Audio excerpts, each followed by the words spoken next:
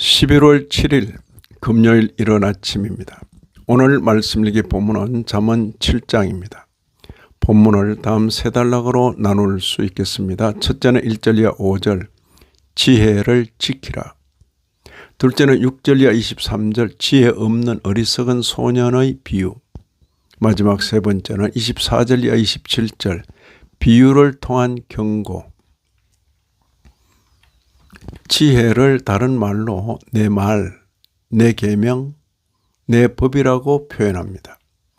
1, 2절을 보시면 내 아들아 내 말을 지키며 내 계명을 간직하라. 내 계명을 지켜 살며 내 법을 네 눈동자처럼 지키라. 지혜와 관련하여 사람이 가질 자세를 여러 가지 동사로 표현합니다. 지키며 간직하라. 그리고 지켜 살며 지키라. 이것도 모자라 보다 더 살가운 관계를 가질 것을 요구합니다. 3절 이하 5절입니다. 이것을 내 손가락에 매며 이것을 내 마음판에 새기라. 지혜에게 너는 내 누이라 하며 명철에게 너는 내 친족이라 하라.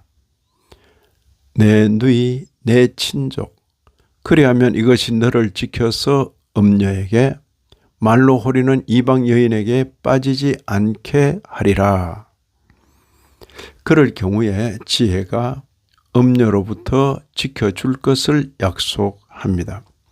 솔로몬은 유혹에 넘어간 지혜 없는 한 젊은이의 모습을 그려주면서 미혹에 빠지지 말 것을 경고합니다. 22절 보시면 젊은이가 곧 그를 따랐으니 소가 도수장으로 가는 것 같고 미련한 자가 벌을 받으려고 쇠사슬에 매이러 가는 것과 같도다. 이런 걸음의 결과가 어떻게 되겠습니까? 23절 보시면 필경은 화살이 그 간을 뚫게 되리라. 새가 빨리 그물로 들어가되 그의 생명을 잃어버릴 줄을 알지 못함과 같으니라. 솔로몬은 비유를 통하여 경고합니다. 24절 25절입니다. 이제 아들들아 내 말을 듣고 내 입의 말에 주의하라. 내 마음이 음녀의 길로 치우치지 말며 그 길에 미혹되지 말지어다. 솔로몬은 두려움을 느낄 만한 경고를 줍니다. 26절 27절입니다.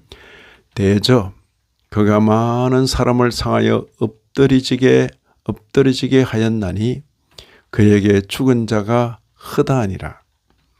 그의 집은 수울의 길이라 사망의 방으로 내려가느니라. 미혹의 결과를 두려움을 느낄 정도로 언급하면서 음녀의 길로 치우치지 말도록 권합니다.